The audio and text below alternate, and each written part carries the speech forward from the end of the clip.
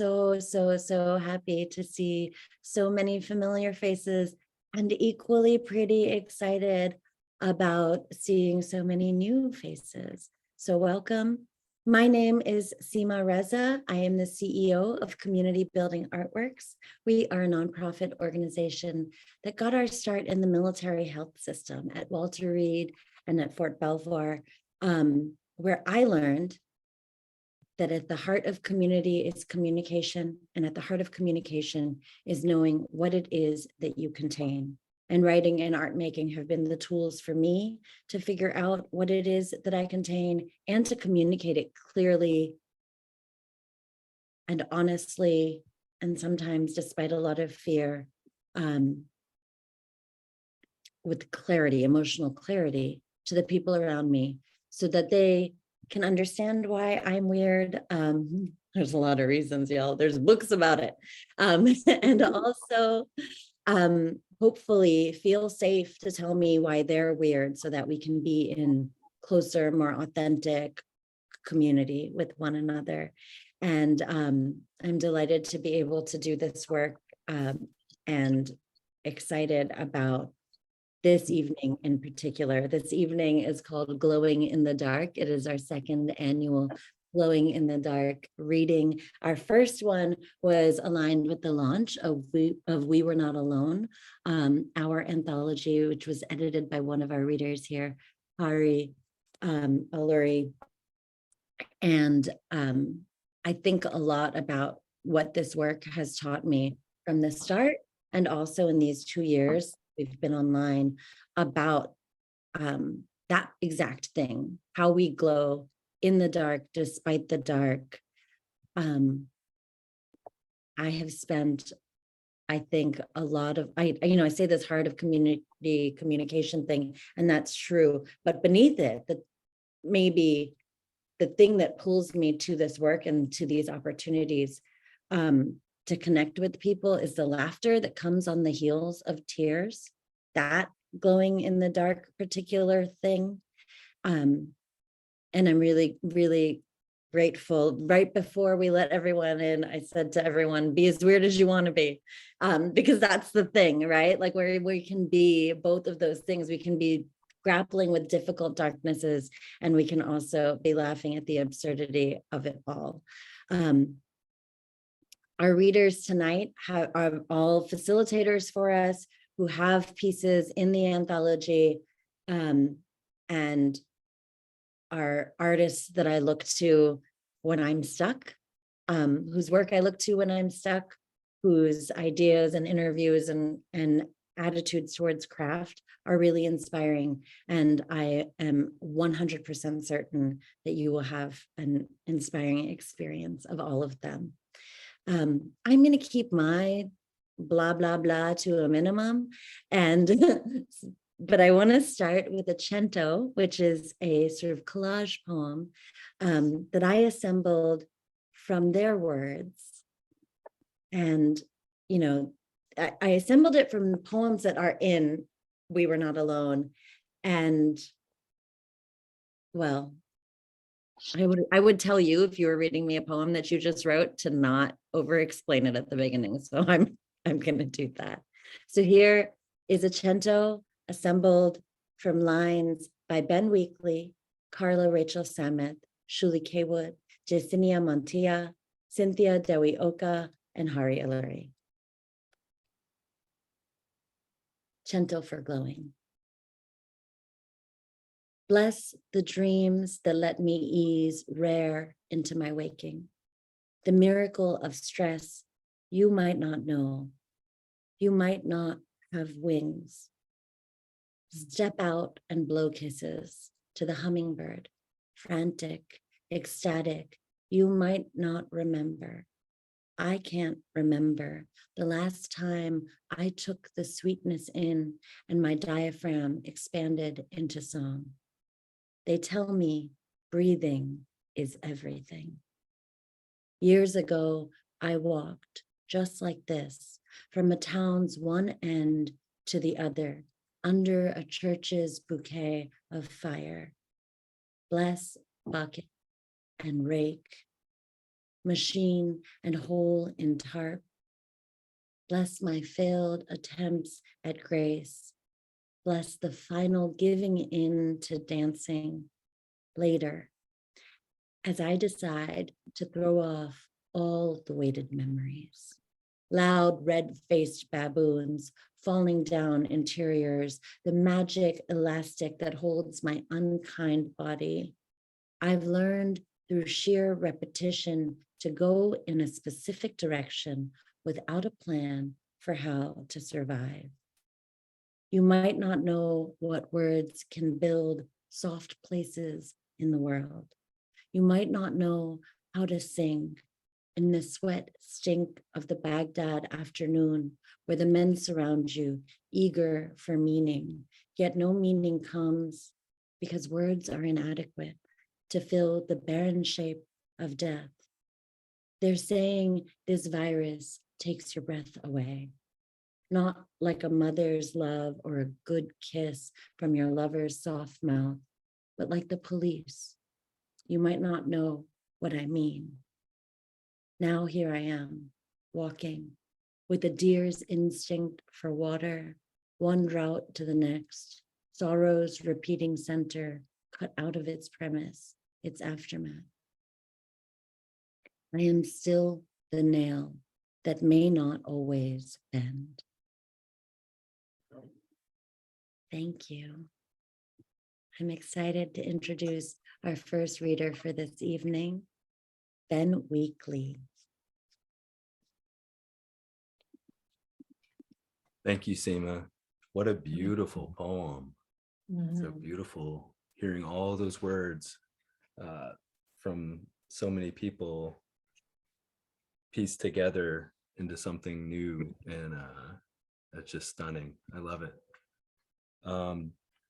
It's incredibly meaningful to me to be reading to all of you tonight from my book,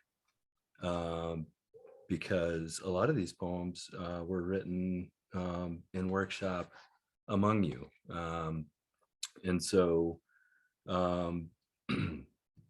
it's just a pleasure and a privilege to share a few poems from Heat and Pressure with you. I'm going to start with Soldier's Song.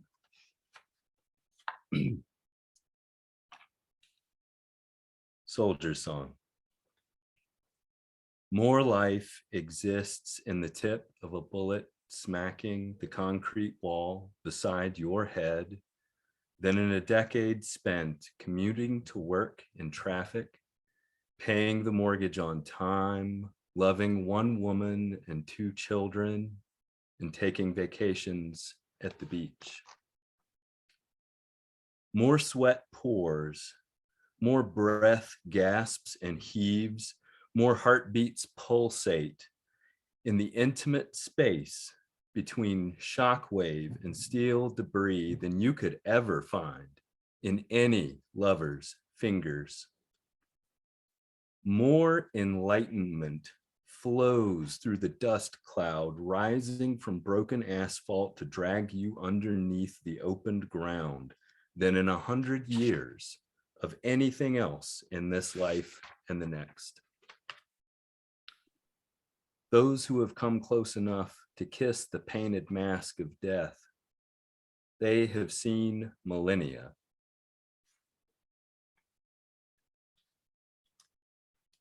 I wanted to explore in this book a lot of what is the fascination of, I think, boys and war, American boys and war. And so I'm gonna read a couple of poems about that. This is called Field Dressing. The silent doe stiffened in her bed of leaves, where moments ago she fell, panting. Her last breath rattled. Life passed from nut brown eyes into damp January morning. The snow wrapped us in a womb of silence. My frost-tipped fingers gripped tight around the stained handle of a buck knife, the curved edge trembling. Warm against my back, my father's hand. Soft against my ear, my father's voice. Careful, son. Cut gently. We eat what we kill. We honor the animal. We honor the dead who give us life. Boys like me are not made with words enough for this.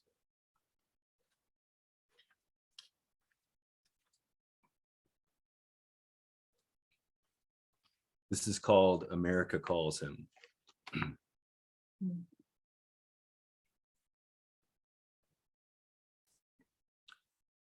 A boy is born in Reagan's America, screaming Springsteen's Born in the USA from the bottom of his purple lungs. He grows up watching the action. Predator, Rambo, and Rocky, the Terminator. Remember Die Hard? At night, he shuts his eyes and prays to the God of manhood, imagines himself swinging on a rope from Nakatone Tower, screaming, "Yippee-ki-yay, motherfucker." Years later, the towers are punctured. On CNN, they cough up copy paper and smoke, and secretaries and printers and insurance company executives soaked in jet fuel and flame 1,000 feet above the earth. America calls him that day, young as he is, to defend freedom. America calls him to fight them over there so that you don't have to fight them here. America calls him to bring freedom to the four corners of the world, so this will never happen again. In the many years to come, he will do what is asked in America's name. He will do what is asked in your American name. Can you forgive him? Can you forgive yourself?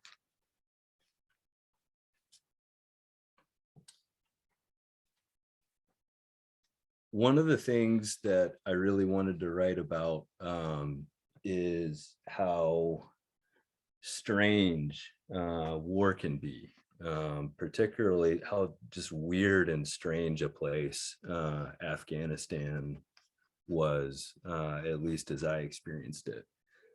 And so I wrote a series of poems where a character emerged.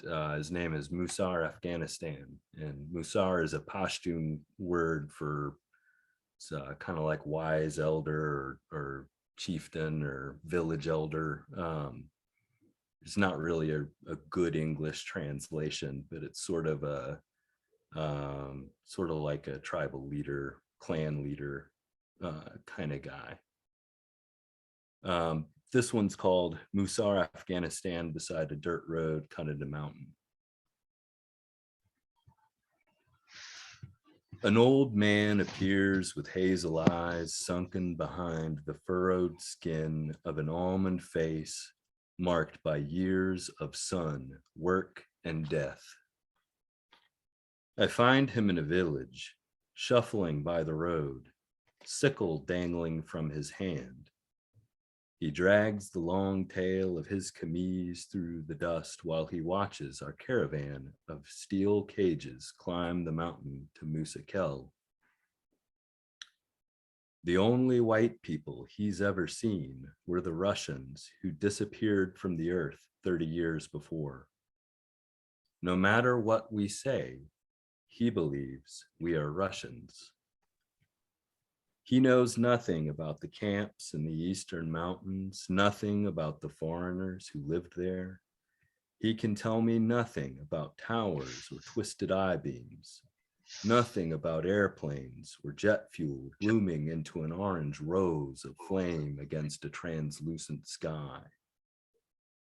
He is still there, in the village cut into rock below Musa Kel. where we left him 10 years ago. I am gone, but he remains. I'm going to finish with a poem called How Will You Answer?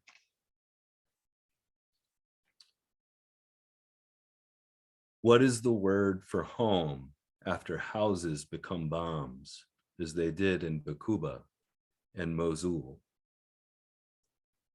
One afternoon, your wife has you drill pilot holes to hang a flat screen TV on the brick wall.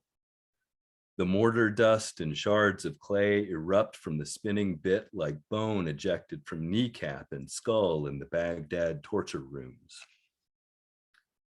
At night, you put your son into bed and draw the blankets up over his freckled shoulders.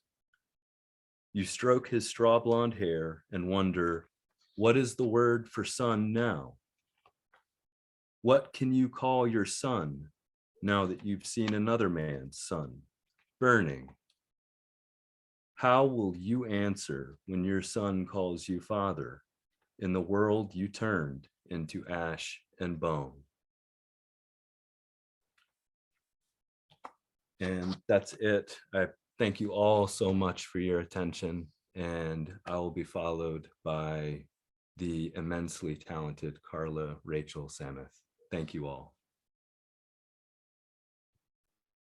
Oh man, I really, like, given the choice, wouldn't follow after Ben. That was incredible. That was so powerful. My eyes feel like they're burning a little bit after that last poem. Thank you so much. Thank you, Seema and CBAW and Ashley for hosting us and for that wonderful Gento that you read. So I just have to say, I just found out that one of the essays from my memoir, One Day on the Gold Line, a memoir and essays, has been nominated for a push cart. So I'm excited about that. I'm going to tell you a little bit about it before I start reading from it. So I was on a lifeboat in the middle of the Mediterranean when I realized that if I were to die right then, my biggest regret would be never having had a child. The book is about my difficult journey to having a son and the dream I had about creating a family that was a safe sanctuary.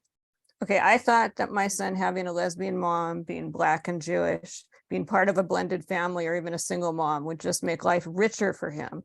But the reality was much harder. So my memoir is about life's challenges, including racism, identity, police violence, and ultimately my son's struggle with addiction. I'm reading an excerpt from the story #CrayCrayMom, and it picks up where I've just had pneumonia. My son has been in the cycle of overdose, 5150, and now in a rehab. And you'll see how families of addicts can go off the deep end even more than the addict themselves when faced with the worst possible loss. #CrayCrayMom. Over the years, I have erupted into distinctly unfunny states, crying violent tears, spewing Tourette-like curses, grabbing someone's leg, begging to be seen, pleading not to be abandoned. Don't leave me, don't hurt me. And time after time, I disintegrate further as I cling to this panic. I experience deshacer, total undoing of self, like molten lava pouring out of me. I have to stop this flow, but coming out from under the unnatural disaster of my life is not a linear process. Raphael had been in the inpatient treatment center for 30 days, and the insurance company said his time was up, even though neither Raphael nor I felt he was ready. I was in the volcanic state then, barely over pneumonia and feeling the PTSD of running in and out of ERs, hearing that my son might die soon. We were sitting in an office with Raphael's assigned therapist who was preparing to discharge him. She had just informed me that Raphael wanted to go home with his father for the evening. I threw myself on the ground, begging him to come home with me. I watched myself on the ground. I watched Raphael's face fall in disbelief at his mother's wild, almost possessed convulsions, resembling a bride we once witnessed in a Baptist church getting the spirit. What do you want from me? I asked. I could kill myself. Will that make it better? Raphael ran out of the office. At the treatment center, kids lay about the living room area watching reality rehab shows. Raphael received daily therapy, ate healthy meals, went to an empowerment group, and had therapy sessions with his dad for the first time. Occasionally, I also met with Raphael and his therapist. These sessions didn't go well. Raphael was furious with me. I was sad and afraid that I'd caused his despair, angry that he held me responsible for the times he felt his dad had abandoned him, not being willing to set a regular schedule, and refusing to be with him when Raphael didn't act right. That afternoon at the inpatient treatment center, the day he was to have gone home with me, Raphael ran from me, his molten mom. I was crazy with fear of losing him, fear that he would always blame me for his addiction, and fear that perhaps it was true that it was my fault, no matter how many times I was told, you didn't cause it, you can't control it, you can't cure it. Not knowing where Raphael had fled to, I sobbed uncontrollably, ran out to the parking lot, and frantically called the people at the new intensive outpatient treatment program Raphael was about to start. They had given me specific instructions to take him home with me, not send him with his father. I believed if I didn't follow their instructions exactly, I might cause him to relapse. I didn't know what the formula was to battle his addiction, and I was desperate for direction. Though the plan Raphael made with the inpatient staff was to spend the night with his father, I still hoped that he would come home with me. But they told me that they had called his father, and I was no longer an option for that night. I thought I'd hit bottom then, running in and out of the building, sobbing while the staff, teens, and other parents stared at me. The horrified look on Raphael's face before he bolted said that I had finally gone too far. But I continued erupting. I ran around the treatment center and found my son huddled outside in the protective loom of the center's staff. I had to push my way in, asking permission to talk to him. Who were these people who felt they had to protect him from his own mom, I wondered. Raphael stood away from me, seeking refuge from his crazy mother. Suddenly, I wanted them to take me in. I wanted what Raphael had experienced for 30 days.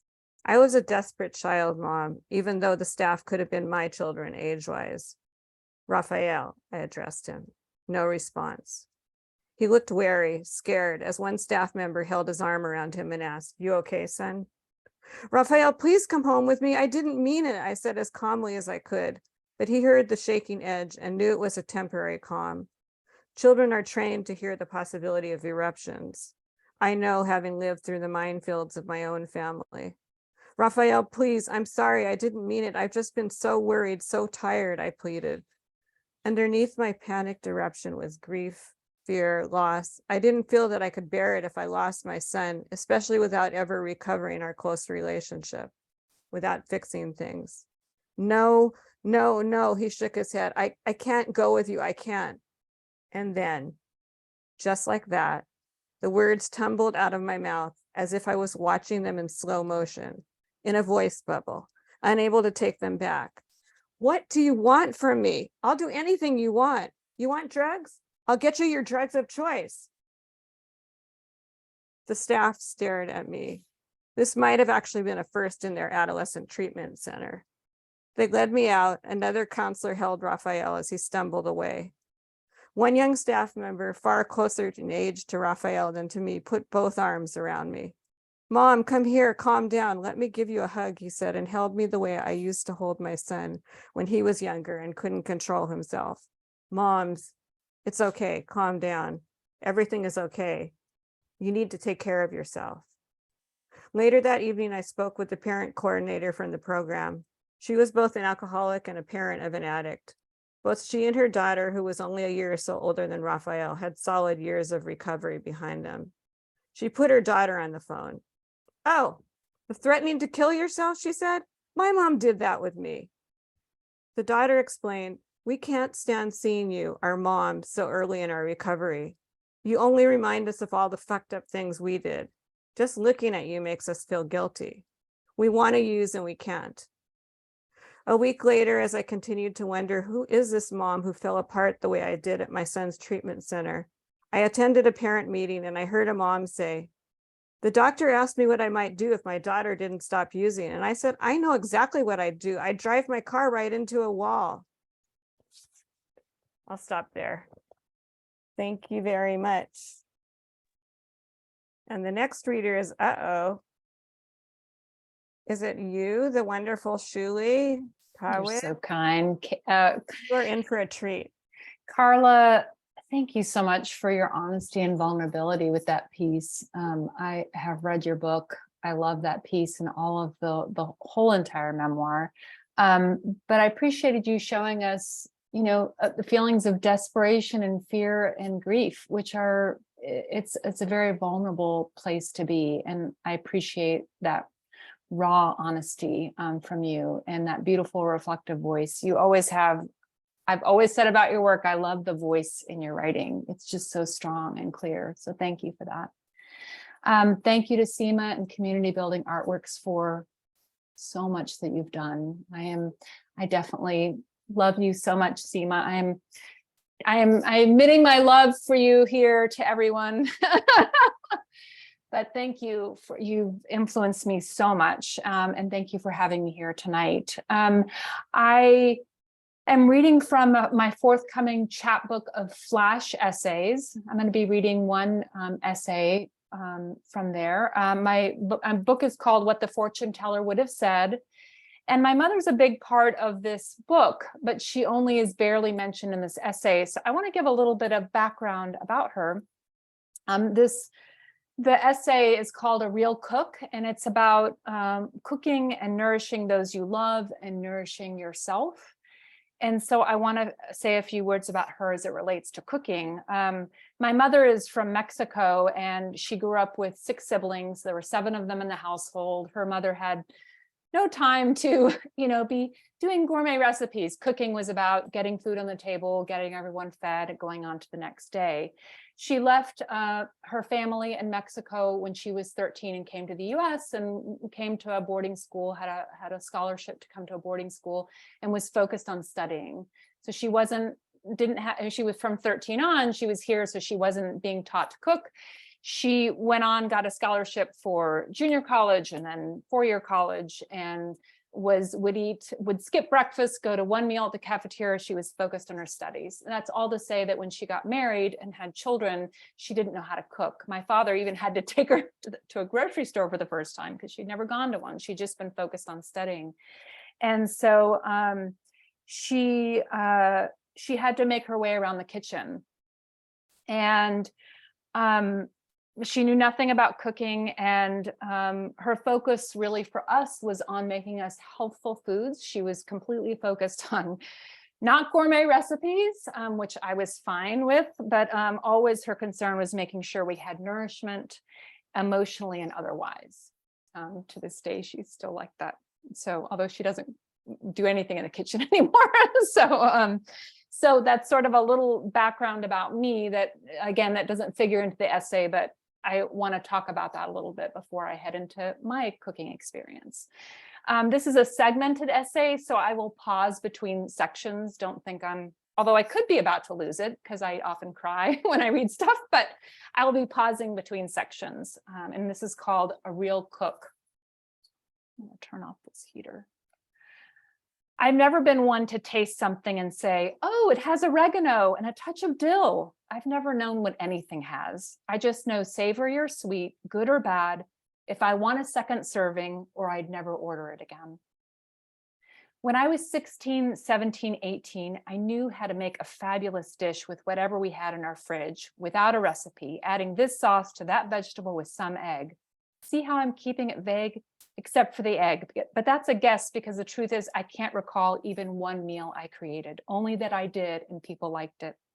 I'd whisk around our yellow kitchen, pulling out my mother's metal mixing bowls, cranking the can opener, reaching into the depths of cabinets and drawers for something forgotten that could make magic when paired with some other stowed away ingredient. I never second guessed my choices, and they were always right. I stopped cooking in my 20s without even noticing I had. And by the time I married, I was drained of knowledge. Everything I'd learned about how to throw things together to make something delicious evaporated. Have you ever lost something but didn't know until too late? My first husband and I, we threw ourselves together, sure that we would blend. Our kitchen had black lacquered cabinets and old almond-colored appliances. A tiny window. He and I each worked in that room, but never made meals together. His specialty was stir fries, and he bought a rice cooker I did not know how to use. He never offered to teach me, and I never asked. My mother gave us a walk, but we did not take it out of the box. I always thought he was the one who should have, but maybe I should have. He said that I didn't cook, I prepared. He said that things like making toast and heating up soup didn't count as cooking.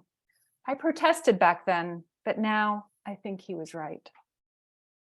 When he moved out, he left the rice cooker, and because I didn't know how to use it, I gave it away. So many times, so much later, I wished I hadn't.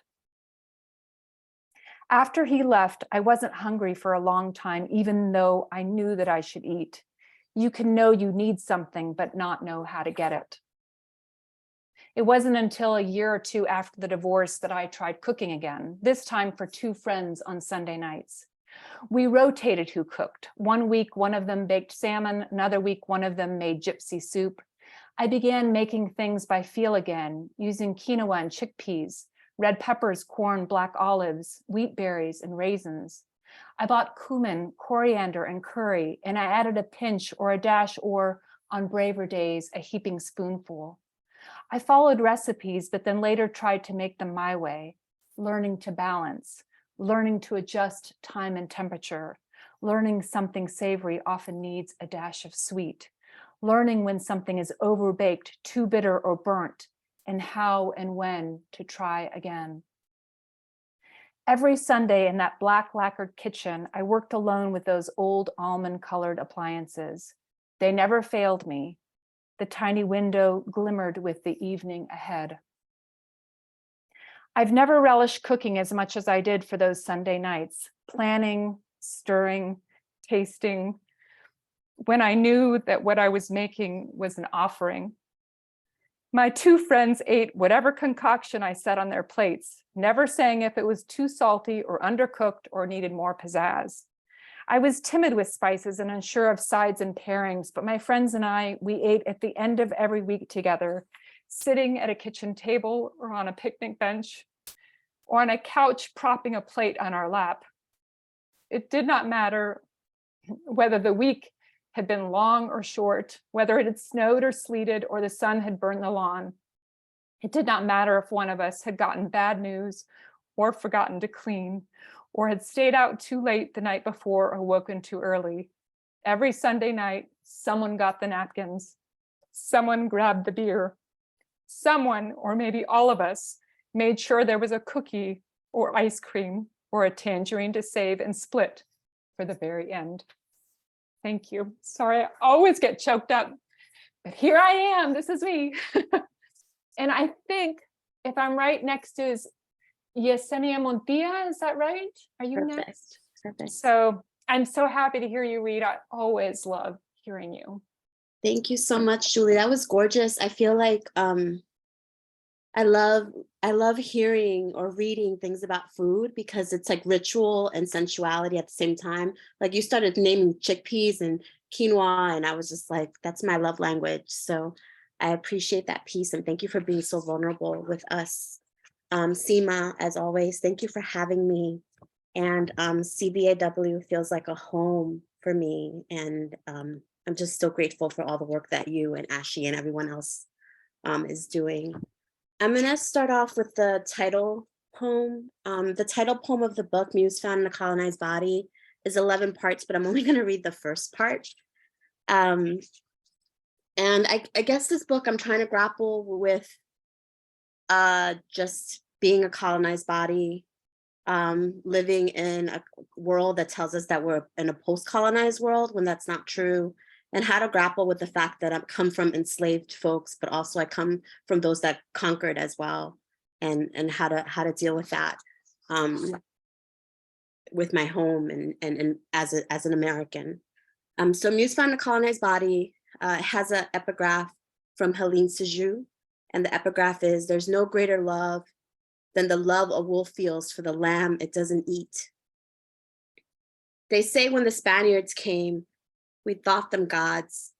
They came with sincere eyes, but insincere mouths and cocks. They knew something about the universe, and we only knew about the earth, not about the stars, unless being guided by them is a kind of knowing. But no, in those days, the stars knew us more than we them. And that might be the difference between the wolf and the lamb, our relationship to bounty.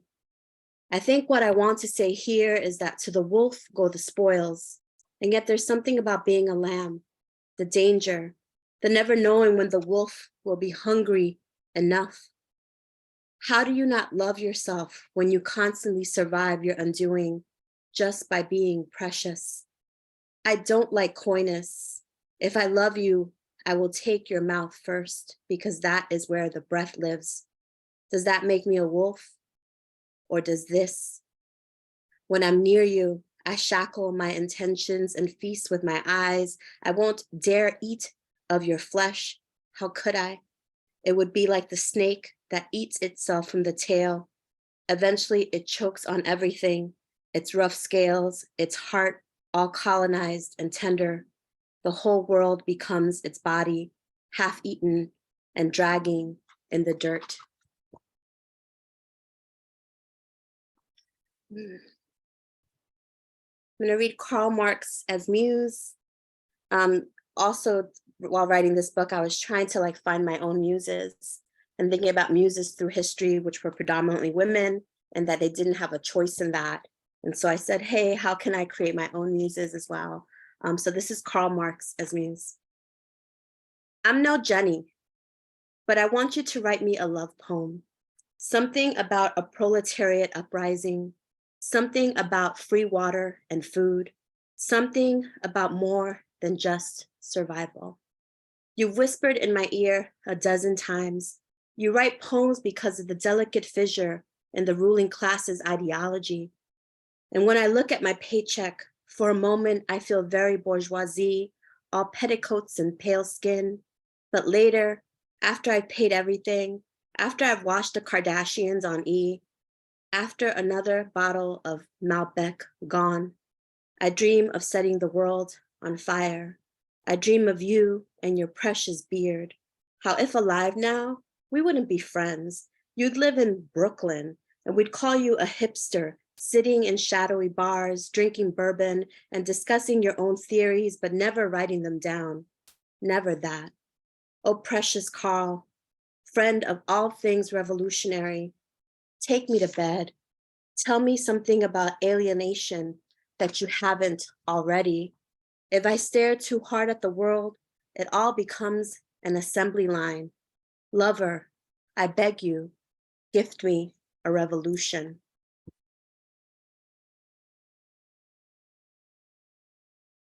And I'm going to read Brief Meditation on Breath, which is in the anthology. Thank you, Seema, for that gorgeous cento. You just, my heart was palpitating so fast listening to you read those lines, and just hearing them in your voice was really, really beautiful. So thank you. A brief meditation on breath. I have diver's lungs from holding my breath for so long. I promise you I'm not trying to break a record. Sometimes I just forget to exhale. My shoulders held tightly near my neck. I'm a ball of tense living, a tumbleweed with steel-toed boots. I can't remember the last time I felt light as dandelion. I can't remember the last time I took the sweetness in and my diaphragm expanded into song. They tell me breathing is everything, meaning if I breathe right, I can live to be ancient. I'll grow a soft furry tail or be telekinetic, something powerful enough to heal the world. I swear. I thought the last time I think of death with breath was that balmy day in July, when the cops became a raging fire and sucked the breath out of Garner. But yesterday I walked 38 blocks to my father's house with a mask over my nose and mouth, the sweat dripping off my chin, only to get caught in fabric and pool up like rain. And I inhaled small spurts of me, little particles of my DNA. I took into my body my own self and thought I'd die from so much exposure to my own bereavement. They're saying this virus takes your breath away, not like a mother's love or like a good kiss from your lover's soft mouth, but like the police, it can kill you fast or slow. Dealer's choice, a pallbearer carrying your body without a casket. They say it's so contagious, it could be quite breathtaking, so persistent, it might as well be breathing down your neck. And I'm gonna end with a poem. I hope everyone here knows who Idris Elba is. But this is a poem that I sort of worked on for many, many years. I still don't think it's done, but you guys let me know. It's in a book, so I guess it is done. And this is called Notes on Self-Care. I can find it. Here we go. And it's after Hikmet and Girmay, Nazim Hikmet, who wrote On Living, and Arasalas Girmay, who wrote On Kindness. What better way to forget that the world is burning than by imagining me in London town with Idris and his Luther wool coat with its deep pockets where both my hands fit, as he walks me to his flat, and the decor is ridiculous. French chic with some touches of Kentucky country, but it's my fantasy. And there's no room for black leather couches or 70-inch TVs, no bachelor's Shangri-La here, no beer in the fridge, only rows and rows of vintage Bordeaux. I chase Idris across my forehead, whirling into bed with him like a wrecking ball, envisioning his scruff face against my neck, his beard better than any exfoliator I've ever used, his languid fingers like rakes against my plump body. And he loves my poems, all of him, his 40 trillion cells at attention to every stanza I write.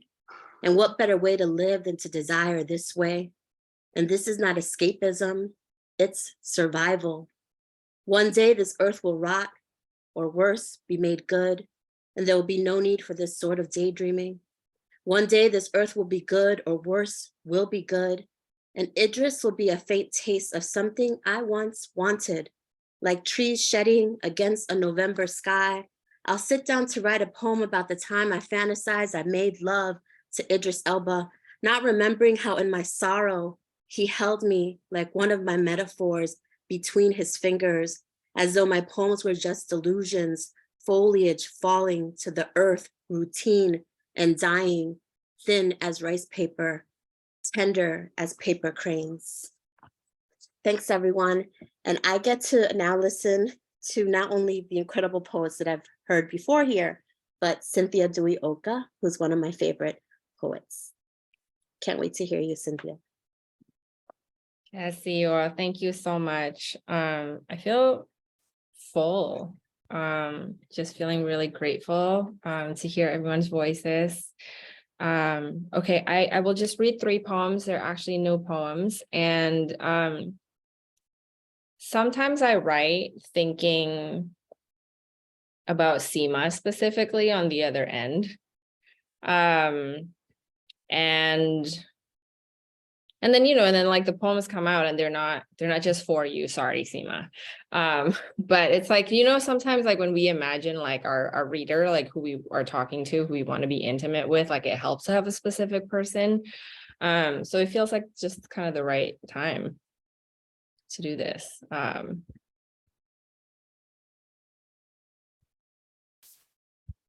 Sorry, I didn't call. I've been busy. Tending to solitude's small victories, healthy choice microwave meals, nature's beauty lavender chamomile body wash, the workout regimen free on YouTube, developed by a German gymnast during World War I while interned in a British prison camp. Mud of the dead, I lather on my face twice a week.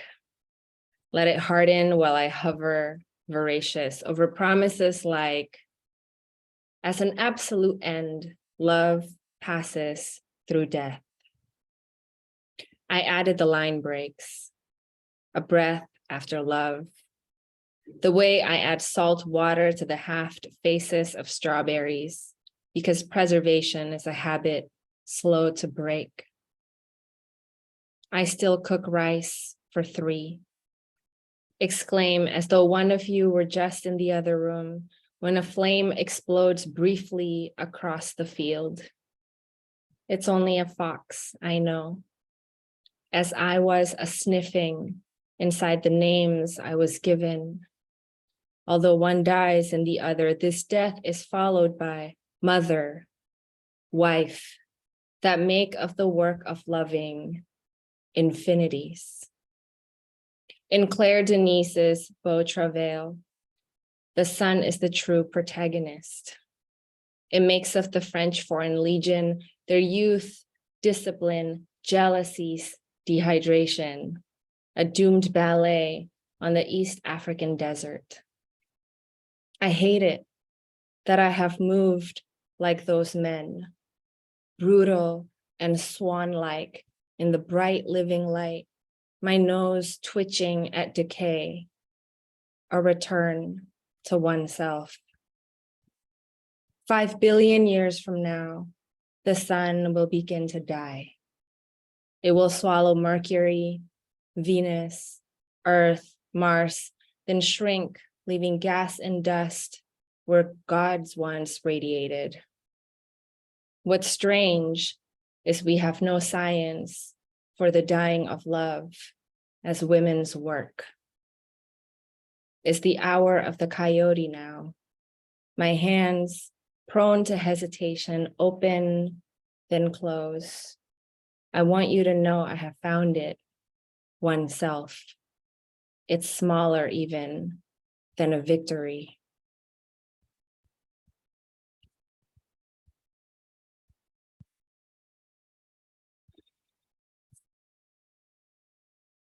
Prayer for the things we couldn't say.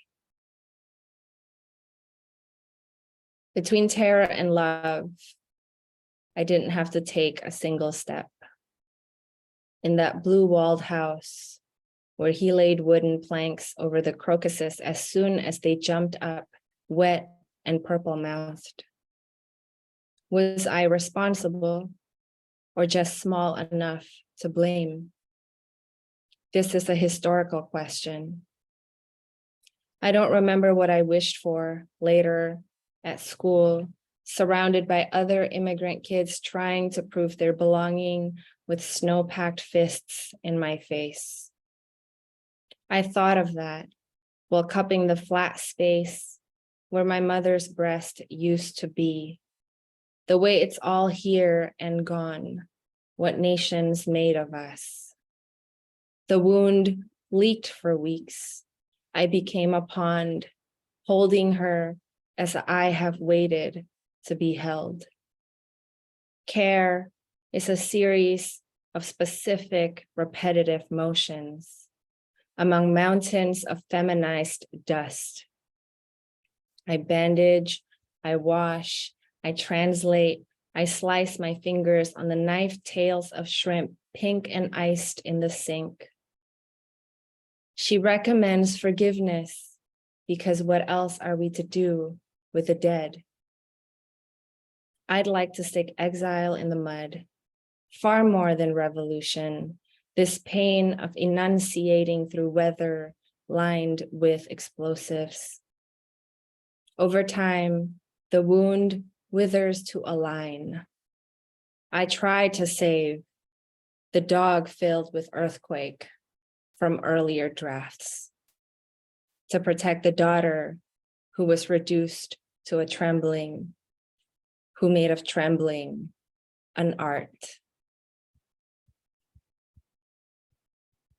And this is the last poem.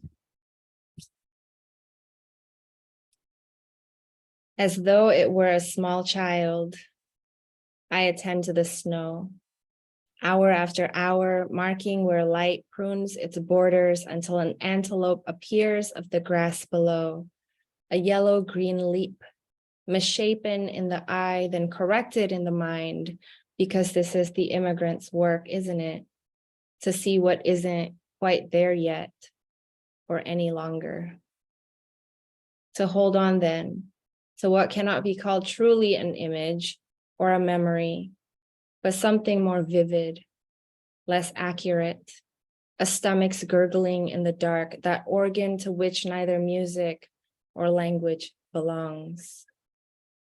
I wake up these days, a new mother again, watching, waiting to understand what to offer, how to serve, by which I mean organize my body around what cannot be spoken.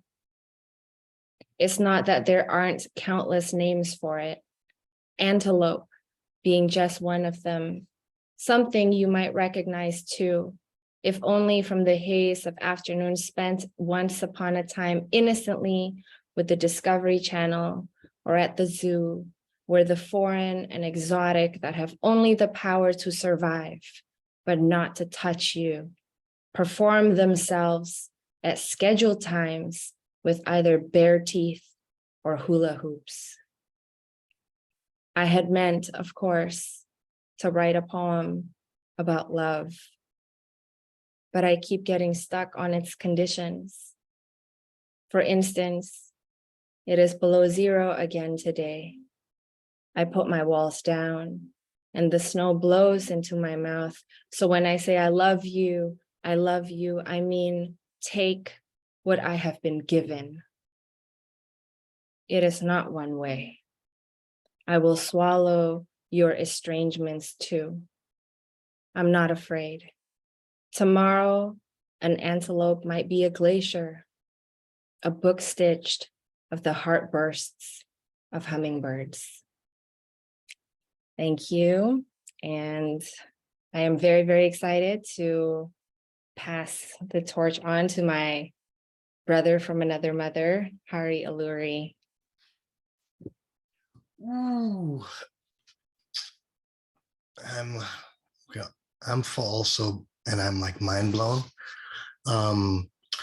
So Seema gave me permission to do this. So instead of beginning to read, I'm going to read back a little bit of the chat to you guys. So Seema opened us up with acento, and so we shall read back a little makeshift cento. It'll be janky, and that's what I'm going to call it. Tomorrow an antelope might be a glacier. I can swallow your estrangements, take what I have been given, conditions, but I keep getting stuck on its love. I had meant to write a poem about bare teeth or hula hoops. Damn, be spoken, organize my body around what cannot be spoken, that organ to which neither music nor to see what isn't quite there. What made of trembling an art? Trembling, the daughter who was reduced to weather lined with explosives. What else are we to do with the dead?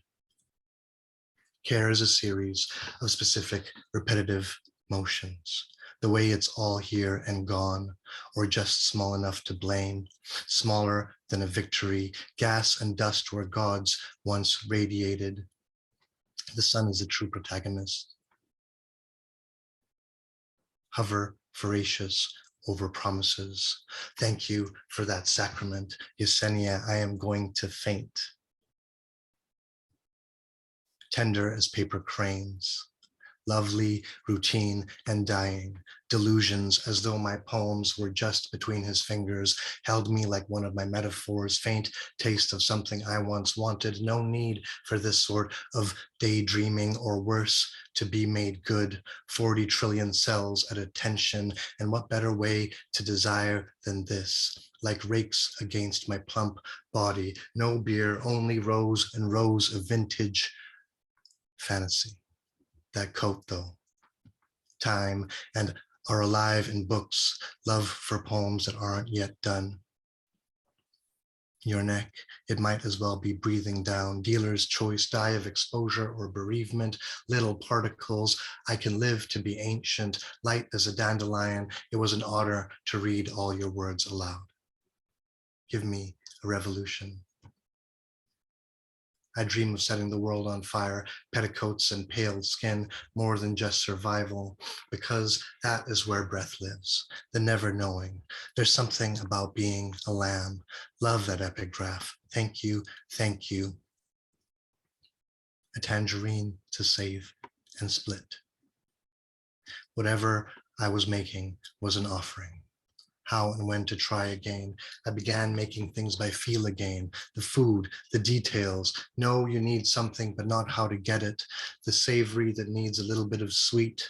Need asked, he he never offered to teach me. The rice cooker, ancient, sure that we would blend. Oregano and a touch of dill. Captured so honestly and clear, so intense, that depth, running out to get the book, making us feel guilty.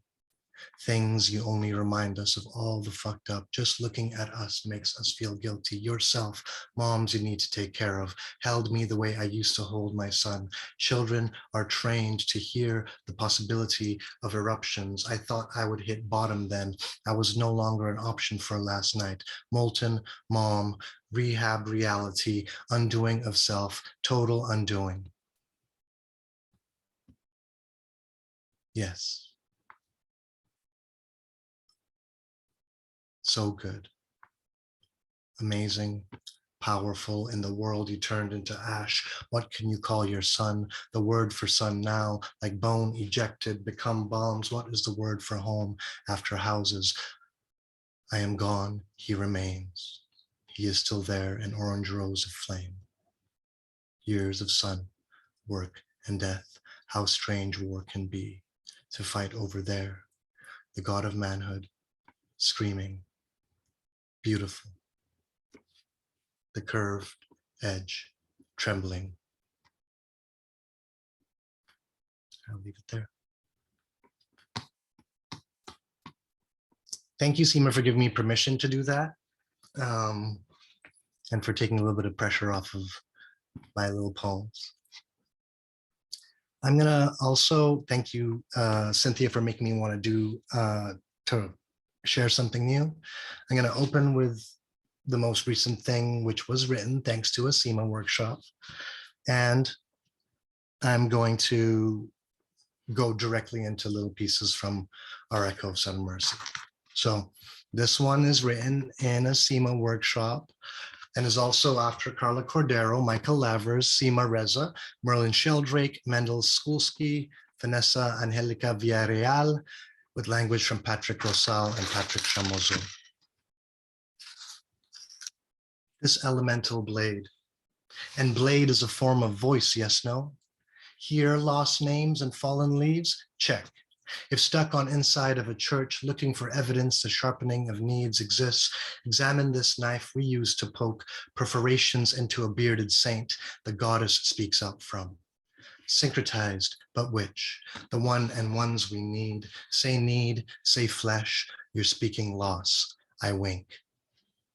If your goggle karaoke lineage tells you, sing that loss in others' words, mean your own beginning. The venue could be underground, a tunnel converted, also could be where the mat was, on another childhood floor before migration. Choreograph a dance to go along, you know?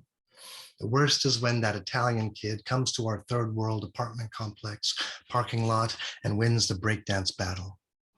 If only I had more Badui in my line, maybe I'd be better at this laughing thing I claim. I thirst. Other times we're talking flesh. Francais for gold, boo. After the heat, cool and cool water on any mortal body part that aches. Other times I redrink brew I've spilled for oracles within. Who else am I calling on but the ugliness it takes to take the world inside yourself, put it out where mortals die from what you've made? I'm here for that. No doubt, I'm here. Remembering the knife a boy was told to give his thumb because he learnt what only gods before him knew. That if the teacher denies and sends you off, you find the river's clay, sculpt yourself a teacher, better, the features carved exact with that same knife. Carving, embrace its loss. Say atang, say need. Waters to return, I wink. Tree roots urge to dig what those mutualistic myco-ethnic forms break down from stone. Say earth. I also mean volcanoes finding ways to surface so the inside doesn't only burn. We're all a knife, as in the gentle chipped away so we might blade. Those sculpted hands who make it butterfly down my high school hall. Those hands who pulled the coral from our ocean. Say again, the church whose walls they put them in, the one I only read about. Salamat, Manong. Can I call you that? From Patrick Rosal, we have an entire body for carrying. Another secret hidden in the statues who replaced the ones those hands were forced to burn. Say grip, say yearn, snicked by the word, say loss. This name, its palimpsest, ancestor of wandering. These lines deepening in our feet, these feet with which we carve our paths, the first knives we were given. In another version of the story, I start to miss those of you I've only met on Zoom. Refuse to admit mumbling I love you after we hang up. I would ask the deity of lost things to disappear this mess, but I'm pretty sure that's the opposite of why they come around. Response card, when all seems too much. In another version of the story, I'm a jungle and migration is the undergrowth of me. I say mobilize and it becomes a kind of prayer. What I don't know about what will happen next could fill the amphitheater of every valley my feet have touched with a symphony of instruments I never learned to play. The homie from a region I am almost from, his favorite songs offer incompletion. They leave space for him to be with his longing. I say belong and I tell you I am afraid community is impossible. I put on a ritual mask and speak into the mirror. I say mask and I mean to unmask my demons. I think if I wanted something for this now, it would be a form of radical trust I fear I can't afford. And yet we sit in circle with each other via all these screens, write something old new into the world and share it like we trust. We search and every moment we don't find is a moment of us searching, widening the reach of the one we search for, the way he would stick his arm out to make room for a hug. Know that we did everything we could, and if asked to find the strength to do more, we would. Already the previous story has visited me twice since. It means I am one of those lucky ones that hasn't made a home. When we cut through all else, sometimes all we're left with is wonder.